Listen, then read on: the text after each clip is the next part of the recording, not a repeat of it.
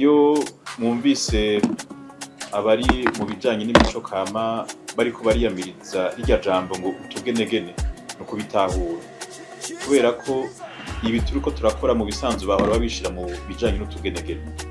Mugabo uravye nko igitabo kimwe kugira ngo gisohoke bishobora gufata nk'imiliyoni 30 canke 40 z'amarundi, si ukuvuga yuko ari akagenegene ako kantu, ni investissement umuntu aba akoze.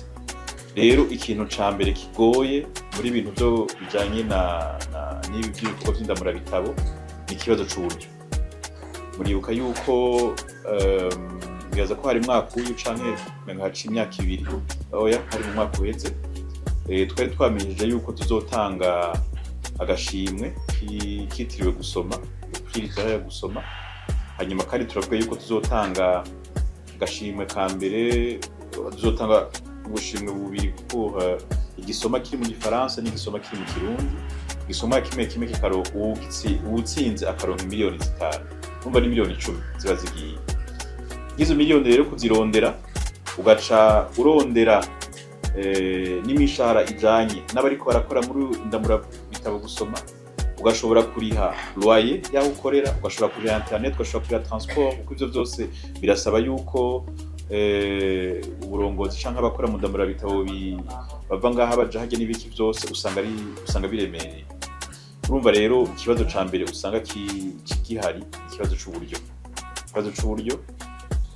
Mugabo turakenguruka ko abarundi turiko turakanura ngo tubone aho dushobora gukura uburyo, nkuko twabivuze mazari ikiganiro twari twagize ubuheruka. Nibaza ko cari ikiganiro kijanye no gusozera ryasekeza curi jambo. Twari twababwiye yuko twizera ko ivyo korora inkwavu bizoduha amahera adufasha gukora ibitabo. Rero ndibaza yuko turi kuri uwo mugambi. Niyo mwabona turiko turasohora ibitabo byinshi, nimuzava mwibaza ngo amahera yavuye he ahandi, muzomenye ko ari za nkwavu kuri guyigira. Nkwavu turazorora tukagurisha inyama, amahera dukuyemwo aho kuyagura imiduga no kuyagura amakostume. Urabona ngene tuyambariye, n'abajene nyene b'abarasta, n'abarasta nyene n'amadrede byose biriko. Ubwo buryo aho kubushira mu byo kwinezereza, tukavuga tutireka dufate ubwo buryo tubushire mu bitabo.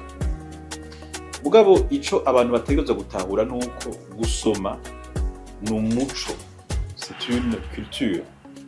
Nukuvuga ntuzinduka ntuvundura kusoma, oya usoma kubera ko so wawe, nuko wawe, canke oncle wawe, canke muvyarawe, canke umwigisha, canke abo mugendana basoma, canke mu kibano usoma.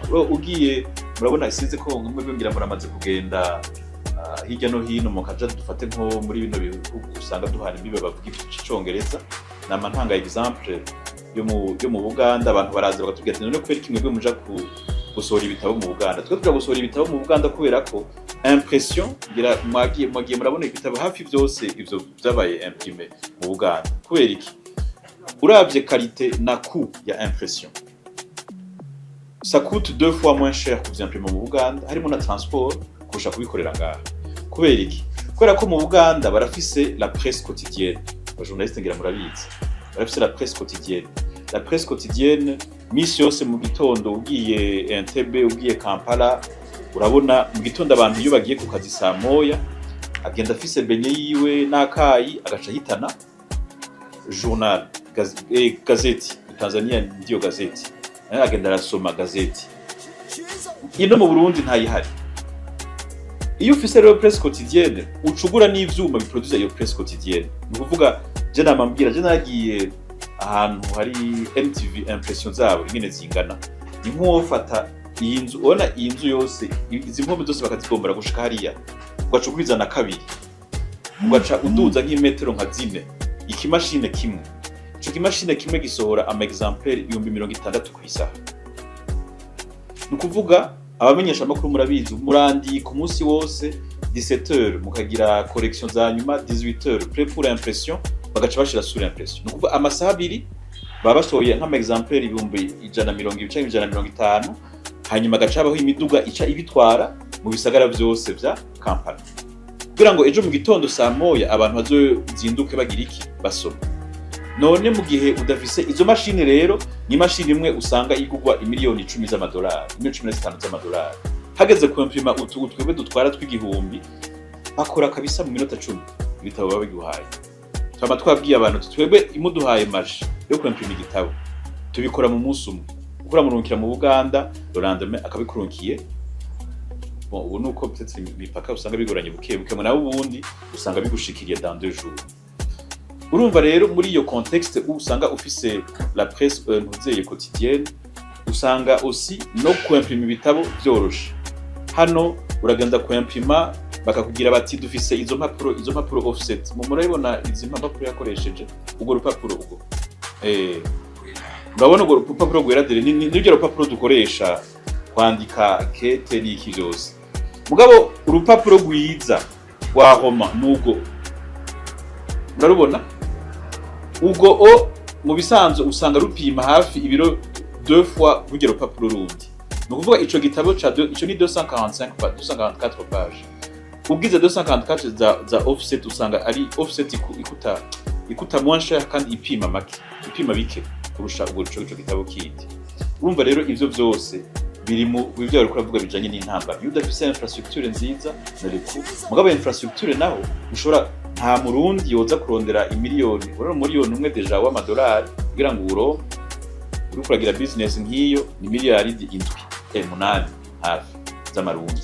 Nayo yumvire miliyari 8 z'amarundi kugira wubake imprimerie. Ayo mahera uzubagaruza ryari? Ko ibintu byinjiriza amahera mu Burundi no kuimprima amareçu n'amakarne ya ntuzeye, kuimprima calendrier, kuimprima mu matora, kuimprima n'amakaye. Iyo marché izoyironka ryari, ayo mahera uzubagaruza ryari? Urumva rero n'ama investissement maremare usanga bigoye. Nariko ndavuga kijanye n'uburyo, kijanye na infrastructure, hanyuma mwongera kandi nkagaruka gusigura ingene ku gusoma ari ikintu kijanye n'umuco.